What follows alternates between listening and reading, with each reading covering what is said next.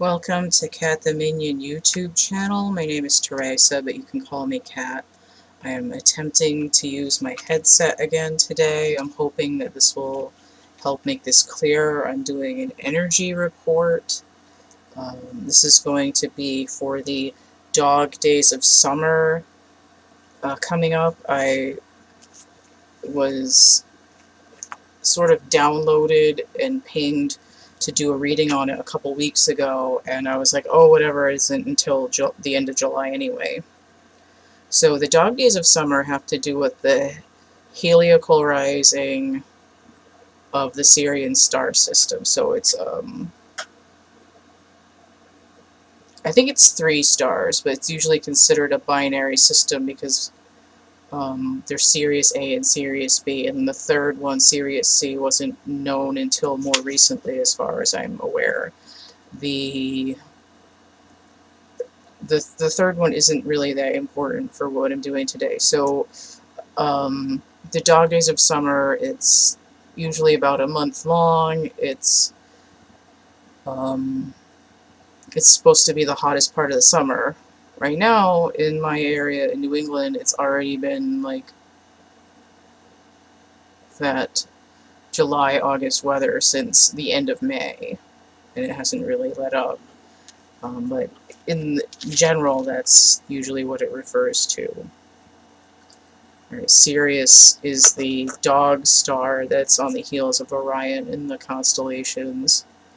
So, I mean, considering that the weather's supposed to be hot, and a lot of it happens during Leo, it's this idea of we're dealing with core energy, the solar plexus, fire, what your directive is. At least in one country, when I skimmed on Google, it goes from July 22nd to August 22nd. So we're dealing with 7, the chariot, we're dealing with 8, strength. Alright, I'm looking at my notes. Oh, duality. Okay. So we have 22 and 22, right? That's a double number. So we have duality, we have 11 twice, that's that twin number, that universal timing number, that universal guidance counselor number, and then we have the 2s. So 2 2s, that's 4, that's foundation. 722, that breaks down to 11 again. 822, that breaks down to 12. But if the hanged man is inverted, then he's waking up. So it's like wake up. And then 8, strength. Or justice, depending on the deck, because sometimes justice is 11. So we have strength and justice in play, Libra energy as well, something balancing in the universe, something that people might have not been facing in their lives. And then we have, again, those 2s together, 4, that's a foundational number, and then we also have Emperor energy, which is Aries, which is more fire. So there's this, a little bit of background energy of masculine energy in the universe, but we're going to see in this report that we're actually dealing with a lot of feminine energy through this cycle.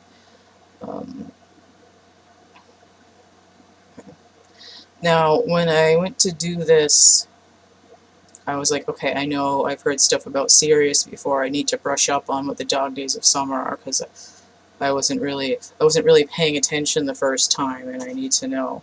So I went and skimmed back, and I looked up Laird Scranton and his work with the Dogon tribe, or researching.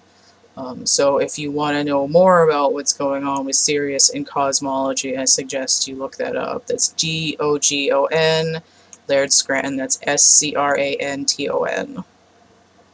He's got a couple of books.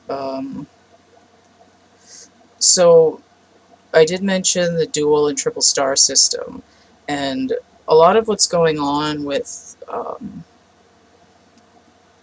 systems that are triples and the symbolism that the Dogon use, and other societies where there's different levels of information that require initiation. So we have a basic symbol.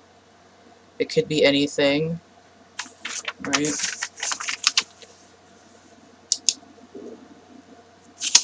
basic symbol, maybe a circle, like, oh, it's a circle. But if you were more,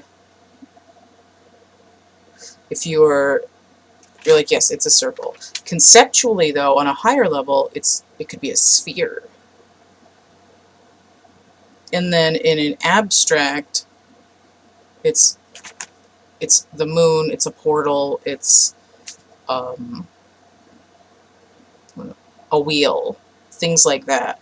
So there's different ways that certain things that we see could have multiple meanings, in much the same way that the tarot cards could be read in different ways depending on who's reading them and how much they understand, or what energy is for the querent or client, or, you know, even how old somebody is. You wouldn't, normally people don't teach calculus to a first grader.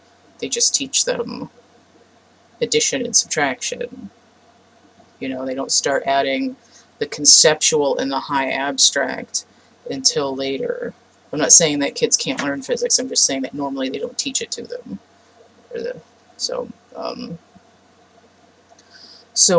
what my interpretation, and some of this is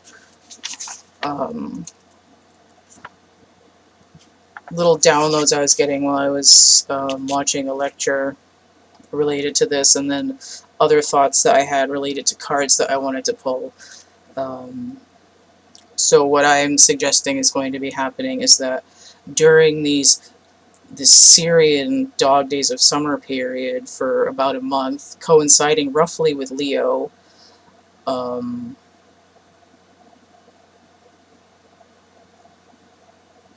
there's going to be a lot more contact with higher realm beings.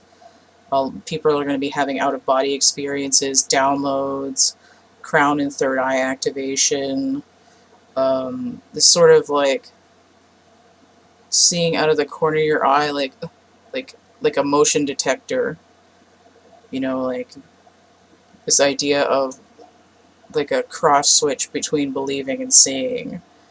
People are going to be feeling like stuff that they normally wouldn't.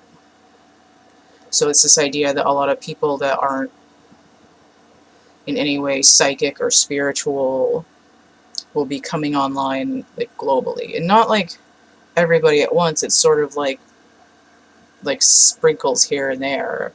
Like, you know, you like put sprinkles on your cake or something. And it's sort of like, you don't want to like freak out the locals by having like a whole troop of aliens land at once. They're going to have like a bunch of people having like downloads in scattered areas to sort of diffuse the information into the public. You know, it's like somebody leaked 3 of the songs before the CD drops, you know what I'm saying? And a lot of these people are going to experience like awakening and downloads, like light switch, lightning bolt, eureka, like stabbing in the brain kind of way. So what it is it's part of this shift in the collective unconscious. There's a reconfiguration of archetypes on a grand scale perspective. So we see in society that these sort of standard societal models for what is expected for people to be isn't working, it's breaking down. This sort of, especially in America, this sort of puritanical male-female, black-white, good-evil, rich-poor dichotomy is breaking down, and people are their experiences are saying, like, hold on a second, like, this system is crap, we need something else. We're going to say, like, you know, and I hate to use the phrase new normal because it's not going to be. It's something completely new is manifesting, and it's going to take aspects of stuff that's been there before, but it's going to come in a new way, and we're going to see that when we get there. And also this idea of stuff that people used to know like thousands of years ago is coming back around, but some of it's stuff that was never recorded in any way, shape, or form before. It's stuff that people are going to be like re-remembering, whether it's you know, psychic and mystical stuff or technology or whatever. So it's like inventions or discoveries, but it's going to have a familiarity because it's existed before, but people just forgot about it.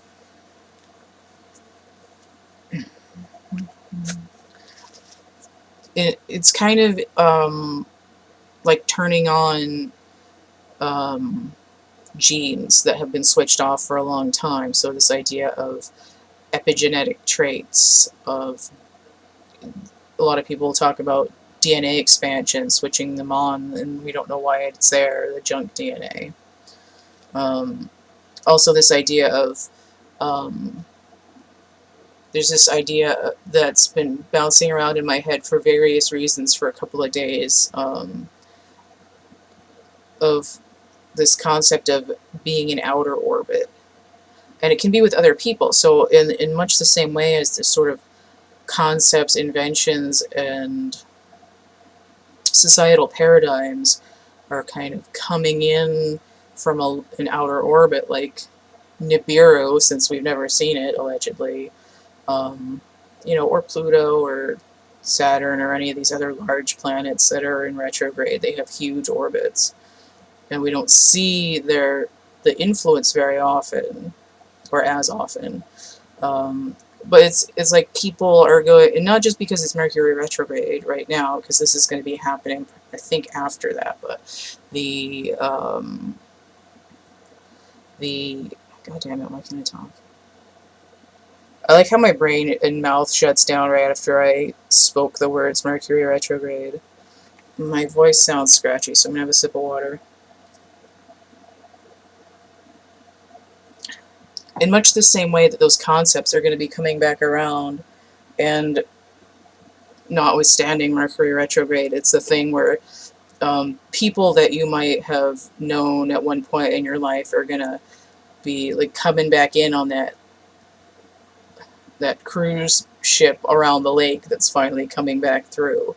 So you might see people that you've met, you've encountered before, and all of a sudden they're coming back and they have something else for you. It's kind of like it's like the Mayan calendar with the cogs and the wheels, like all in a machine together. So it's also that idea of like the wheel within the wheel, of different time scales. Now, one thing that they mentioned that was really interesting in the lecture that I was brushing up on, that they have if they accept that Sirius is binary, which we know that it's got 3, but basically Isis was Sirius A, and then her sister Nephthys was Sirius B. And to me, I made the instant connection. I'm like, oh my god, that's the Empress and the High Priestess. And there's a lot of feminine energy here, because we're dealing with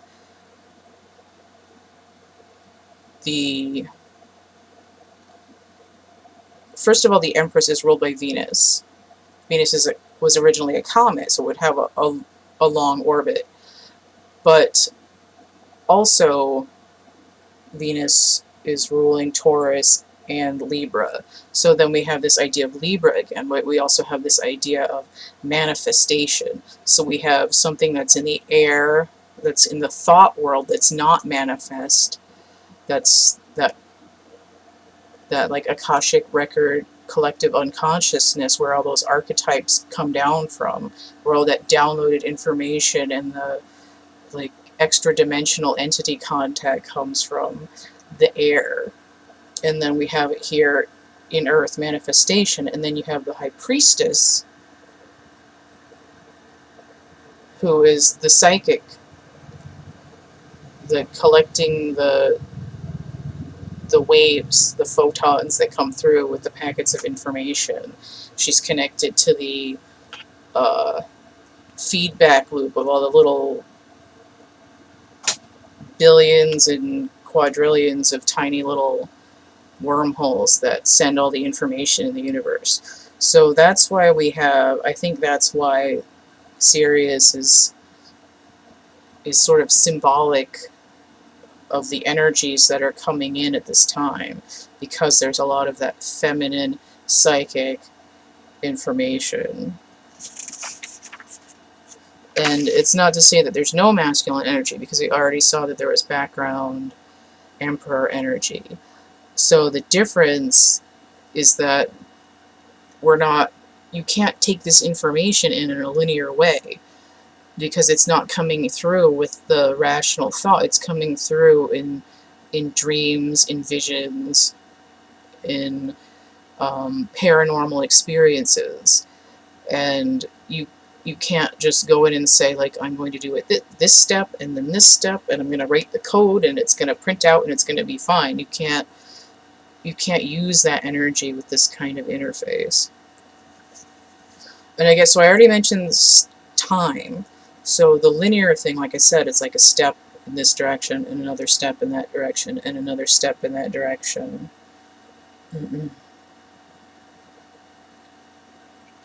Yeah, dreams, synchronicities. Oh, they also mentioned animal behavior. So get in with the spirit animals there. One thing that Laird Scranton said in the video I was watching, he said that the universes are paired. So we have the material part of the universe that we live in, and then the non-material universe is all that sort of collective unconscious, extra-dimensional, disembodied area where everything is just energy. But there's no mass, so there's no ability to perform action. And it's sort of like the information is perfect, but they can't do anything about it. So they try to, like, slip us the Cliff's Notes to see if we'll do anything with it. And because there's no mass, there's no time, which is why everything that's in the spirit world is sort of eternal, and we're stuck in this, like, heading in one direction time. And he also said in the video that they live in a world where it's like a CD or an MP3 player. You can just, you pick a song from anywhere and listen to it, but we're stuck in this world where things have to happen time-wise in a straight line, like listening to a cassette tape. And I thought that was really profound. I was like, oh my god! Okay. So then also he said that the non-material world was a circle, and then the material world is a square. And he said that the way that it's represented of those two worlds having a reconciliation, where, like, what they would call the veil opening, and all this, like, alien activity, extra-dimensional interaction, people getting downloads, you know, psychic and paranormal stuff happens when there's a reconciliation. And they said that one way that they represent it is a hemisphere, because you have a flat line where the box would be, and then the half of the sphere. And when I drew a little picture of a hemisphere, let's see in my shitty notes here, it looks like a moon. I was like, oh my god, the moon! And I'll get to that when I pull up the cards. I have a whole page here that I'm not even going to talk about. Okay. So then there's this concept of universal pairs, right? Material, non-material. We can't see them, but they can see us. That's what they said.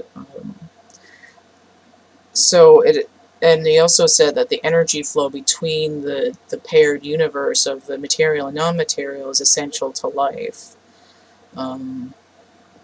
So I drew a little picture of a torus, which kind of looks like a pumpkin. and then a yin-yang, because that's the same thing. So it's the same thing that I've said before. When you don't have light and dark together, there's no movement. You have stagnation. Everything would cancel itself out. There's nothing happening if there's no flow between the two things.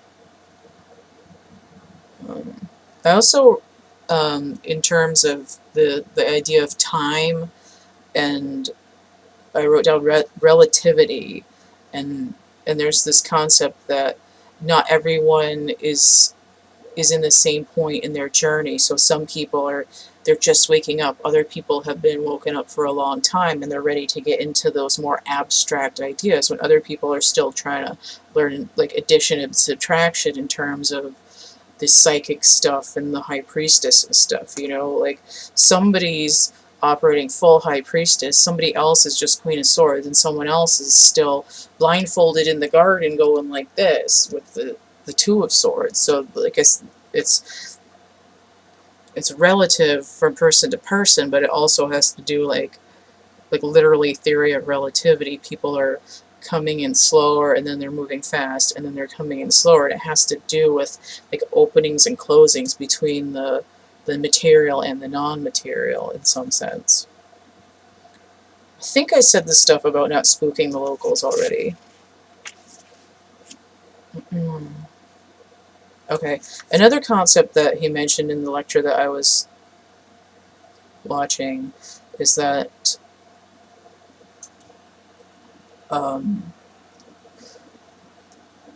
when people have extra-dimensional encounters and they talk about screen images, they're like, I saw an alien but it turned into an owl, or I saw an alien but it turned into a little old man, or I saw a UFO but then it changed colors and disappeared. What the explanation that he gave is that there's ancient archetypes for certain things that we see, where like certain animals or colors have meanings, like esoteric meanings besides just what they are. So you know, a certain color might mean it made you scared, or they were trying to comfort you, or you know, the certain animal might mean you saw that animal because your emotional reaction was that the entity you were encountering moved away quickly and they were trying to comfort you, and stuff like that. And in that way, it's sort of like your emotional reaction in your conscious mind to what you're experiencing subconsciously affects what you're seeing. It's sort of like the same thing as observing an electron changes like its velocity or where it is. So people are finding that our observation has an effect on matter in our universe, but nobody's ever said, to my knowledge before, where I've seen it, that our observation has incredible impact on the non-material world. You know, if you see something in the material world and it scares you, you might have an effect on its energy, but you're not going to change a deer into, you know, a hat stand. But because the non-material world has no time, has no dimension, has no mass, it's just like your imagination sort of distorts them, um, and they have to comply to the distortion of your emotional output. So I thought that was really fascinating. So people might not always be seeing what they're seeing. They might be seeing an energy manifestation of their own reaction to what's happening. It's sort of instant feedback loop that changes what it is. Sort of those like, if you could have anything you want, what would you manifest?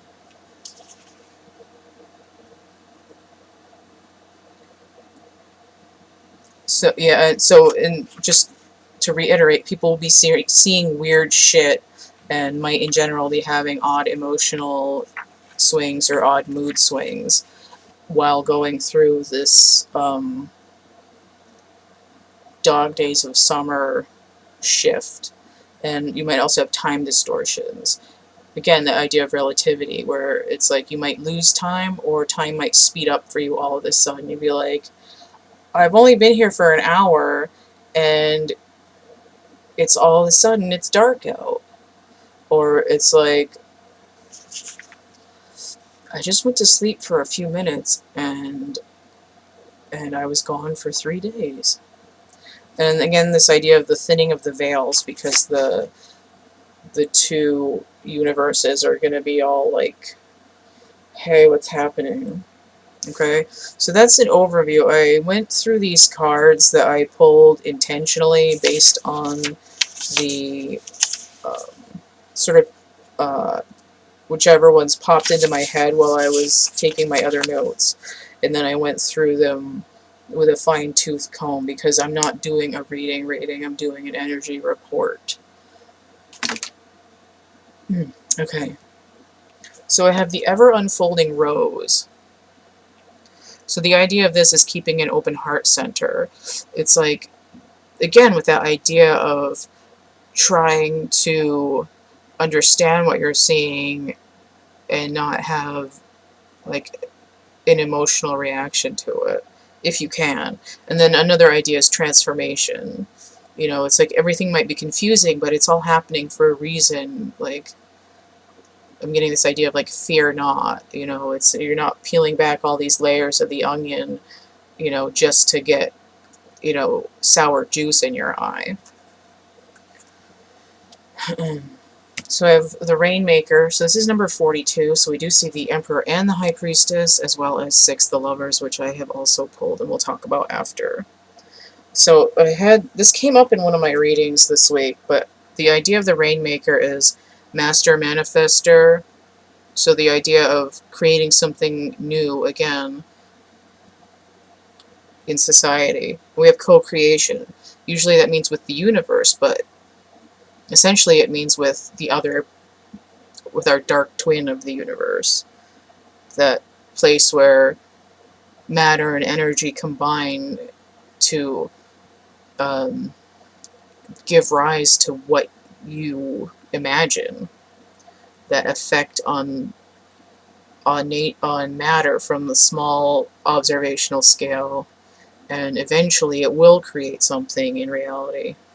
So the idea is, if you're manifesting, are you going to manifest selfishly and create this energy that ends up biting you and or others in the ass? Or are you going to create with this idea of, you know, resonating with other people, so there's like beauty and harmony and stuff?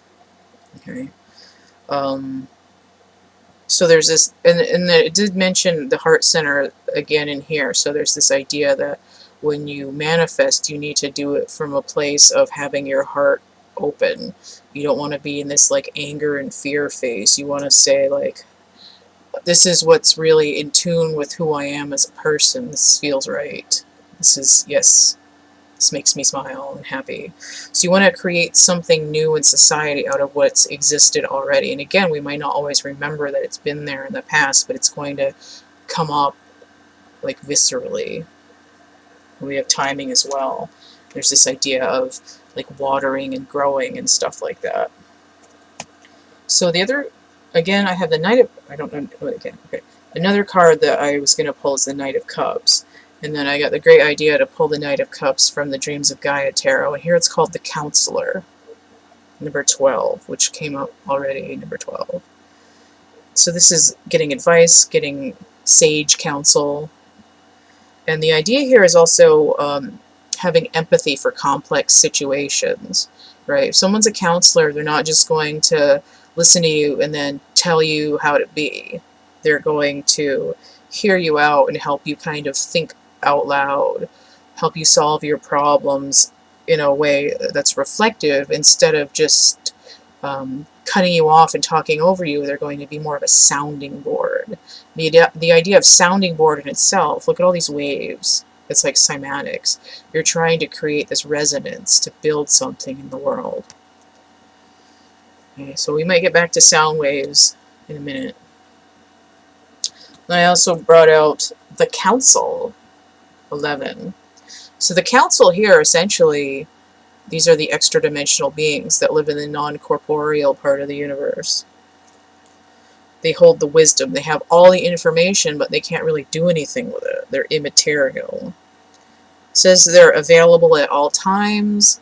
It's easier to connect to them at crossing points, and I believe that this Dog Days of Summer is going to be basically a whole month of Thinner Veil, which is essentially the crossroads. It's, you know, the gateway. And what is this card but number 11, which we already had? And in order to connect with them, you want to listen to your inner senses more. So instead of, you know, again, it's that reference to the High Priestess, which is Roman numeral 2, which looks just like 11. It's using your inner senses, mean your third eye, essentially. Listen to your heart, listen to your guts, listen to your third eye, instead of, you know, flapping your jaws and looking at everybody around you. It's, you know, because when you look around you, all you see is the 3D world. If you want to see the non-material world, you have to go dive into that subconscious from within. Okay. So the moon, I brought out my moon card from my music deck that I made. So I have a picture here. I don't know if it's from the music video or if it was actually in the Bodyguard movie. I think it might be from the music video. So we have Queen of the Night, Whitney Houston here, number 18, the moon. And now particularly extra-dimensional beings will come through in dreams. That's the subconscious. But it also might be like visions or abductions or things like of that nature. But the moon card is about secrets, about dreams, secrets, secretions. Secrets has to do with like esoteric knowledge that not everybody was taught. It's those different levels of understanding of the same basic image or thing. So I wrote from the lyrics, I ain't nobody's angel. Right? So we're not talking about these like fluffy, you know, twinks with halos and wings on that come in all like flowy and drapey and be like, I'm going to protect you and love you. It's like, first of all, it could be our higher self, but it also could be these non-corporeal beings that are coming in, right? We don't want to hear a bunch of stories. We want to hear, you know, like important information. Like, don't show me the angel, show me the message. That's what's more important. And also, yeah, and I did say that the moon phases look like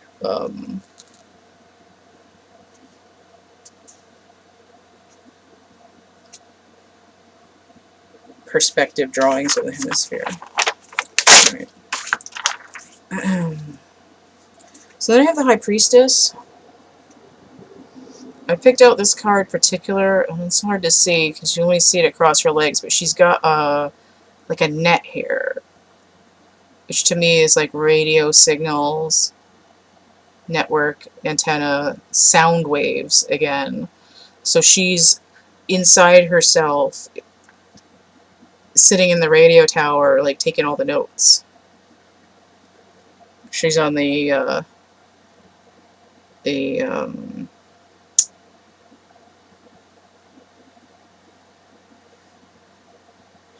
what is it, the thing called with the dashes and the dots? The dee-dee-dee-dee-dee-dee. How can I not remember? Morse code. Thank you.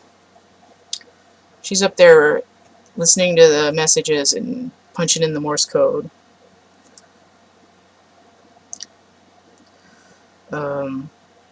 So she's intuitive. She has access to the other side. Okay, and again, the feminine energies are coming in because this is something that has to be dealt with outside of linear thinking. So now the Empress. So I did say air and earth synthesize material and immaterial in the hemisphere. A lot of the time the Empress is shown as being fecund and she'll be pregnant, which is another reference to that hemisphere of the, and just the concept that a pregnancy is bringing a spiritual entity into the earth in the physical matter is another way to conceptualize. Get it? Conception? To conceptualize the idea of there being two parts to the universe. And yes, okay. So I also brought out the Six of Swords inverted. When the Six of Swords comes in inverted to me, that's my sailing into Hades for deeper information. We're going underground. We're going to look for deeper thoughts, deeper meaning. The dark world. Thought shift. Oh, to take on water is basically to be put in this energy. You're taking on water, you're going under, you're like hearing things, right? Your extrasensory perception. So I have the Death card, but I also popped out from the Dreams of Gaia the Death and Rebirth card. Their major arcana are a little different. So 13 Death, normally Scorpio energy, which is where we're going in that Six of Swords boat. And then I brought out this 8 Death and Rebirth card here because it looks like the Cosmic Egg, which I also brought out. Look, there's conceptualized spirit coming material here. There's a fetus in that egg, which I did not notice when I pulled that up. So we have transformation, we have cycles, and there was mention in my research today about Yuga cycles. So the Yuga cycle is sort of a long-ranging... Why is my voice all crappy? The Yuga cycle is like civilizations on Earth over hundreds of thousands of years, if not millions or billions. But the basic concept is that society will peak technologically, culturally, enlightened-wise, and then over time in the Yuga cycle there'll be a decline, and then they'll go into a dark age, and then they'll come back up again. Silver Age, Bronze Age, Iron Age, and so on. And there's... I think it's debatable where we're at, but I mean, essentially we've been in a dark age. So we have transformation, there's this idea of shedding your skin, of opening up to the spirit realm, transmutation, change, growth. Now again, there's this idea of time, right? There's no going back. Like you've opened the can of worms, although in this case the can of worms is a bunch of Kundalini snakes. They're shedding your skin, you're getting bigger, you're not going to fit back in that skin, right? Once you've grown up, you're not going to fit in the little kid playhouse anymore. You can't play hide and seek in the kitchen cabinets if you can't get through the door. That time is over. So in the material world, the future is unknown, and there is that idea of, you know, not really knowing where you're going. But that's something that we have to deal with in the material realm. I don't know why I couldn't talk for a second. I'm distracted by people's dogs barking outside. Which, dog days of summer, holla! I lost my train of thought. Oh, okay, yeah, so we don't know the future. But again, with a co-creation, we can change the direction of where we're going. We can manifest things eventually if we're doing it from a heart-centered place that's sort of in the best interest of what the universe is doing as a whole. And then again, this transformation, it's like you're recognizable but you're different, right? There's like, oh yeah, I kind of know who you are. You're not like you used to be. But some people don't like the change, but it doesn't really matter because you're leveling up. You're like, I'm never going to just add 1 and 2 together again. I'm going to write code for a rocket ship and go to a different place. It's a bad example, but any old who. Ow, my fingers. Okay, so let me hold these up again. So that one's an 8, Death and Rebirth, and we saw the number 8 already. And then this one is 13, the normal death card. Notice the difference between them is the number 5,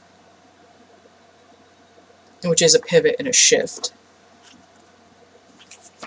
Also that Hierophant number of like getting downloads. Oh wait, did I need that? Was I done? Oh, I wasn't done. I had more information.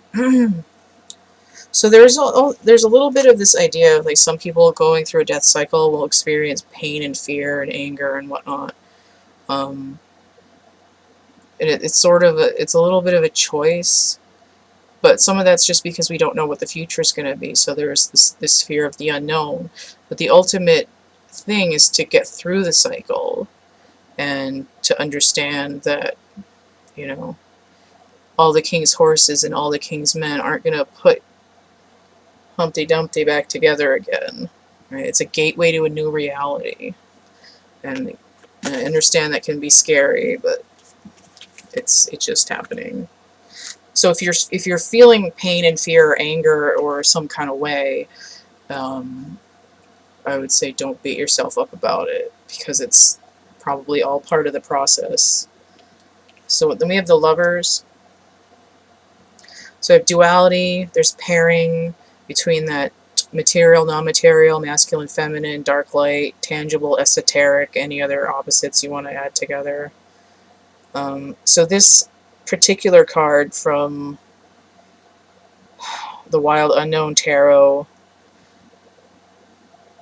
it gives this sort of chakra opening here, this gateway to the new reality, essentially. We have all these chakra colors here. There's receptivity to movement, which would be the Chariot, which is the next card after this. And then information and Kundalini, because you need that opening and to have the energy rise all the way up to the top. It's like having the lights on, the power stations ready to go, because the pair is working together. So I brought out the Star card from the Sirius Starseed deck in particular. So we have this Egyptian theme here. So, and this guy here is standing on the boat of millions of years, or whatever it's called. This is a wormhole, and the star is Sirius, and he's looking towards the light. So the wormhole is basically a feedback loop. It's these tiny little vortices throughout the entire universe that connect every single proton to every single other proton in the universe. Black holes are supposed to be wormholes. Any toroidal form that has a hole in the middle is essentially a whirlpool, a wormhole, and so on. It's like basically what our universe is made up of. So the star here is bringing in this idea of there's lightning bolt-like illumination, which leads to the new manifestation. Okay, so like I did mention, there's a little bit of this idea of the idea of 3, this like triptych door idea, that there's basic level, there's intermediate level, there's advanced abstract level. And the idea here is basically that there's higher dimensional movement and communication. 17, breaking down to 8 again, that 8 number. Okay. So this is the time card from the Gilded Reverie Lenormand. It's like a bonus card in that deck. So I brought up the time card. It's got cuckoo clock, sundial, rooster, a bunch of other different methods of telling time on it. So time is transitory. We live in it's unidirectional where we live. There's past, present, future, and you can't really do anything about it. There's also this idea of having to either take immediate action or just sitting on your heels and trying to wait and see. But with it next to the star here, the way I see it is that we're talking about cosmological scales again, precessional time scales, like 26,000 years, or Yuga cycle, millions and billions of years. And here on the other side,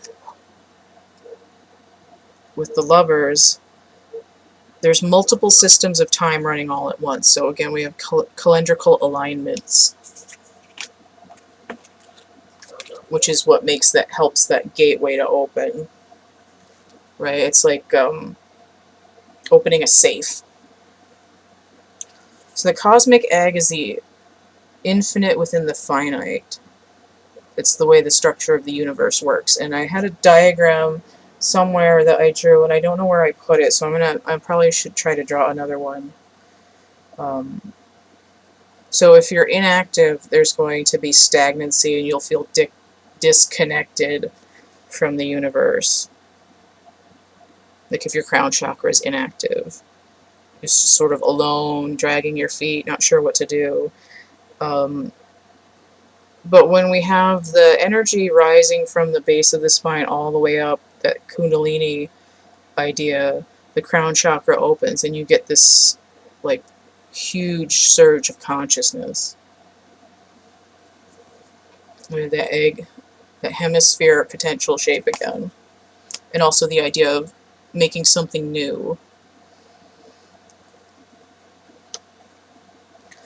Three of Pentacles. So this is also from the Wild Unknown Tarot. And look at that. 3 stars. Sirius system. Usually this is the guy working on a cathedral. So I've got the mountains here in the background. It's also like the cathedral building blocks, architectural plan and stuff like that. But here we have this triangular vortex. So the mountain here, it looks like a pyramid. It's like nature's temple, knowledge embedded in the edifices around us. So there's like multi-level understanding. Again, you can go out in nature and end up with great spontaneous knowledge just by thinking of things in different levels. Right? It's like Masonic images hidden in plain sight in the Gothic cathedrals. Right? The church wasn't fully aware that they were putting heretic symbols in there, and people are like, "Oh yes, it's just Jesus and the Lamb and whatever," and not realizing that there was a processional cross in the back of his head. Okay. Again, this also referenced building something new. So we have the house.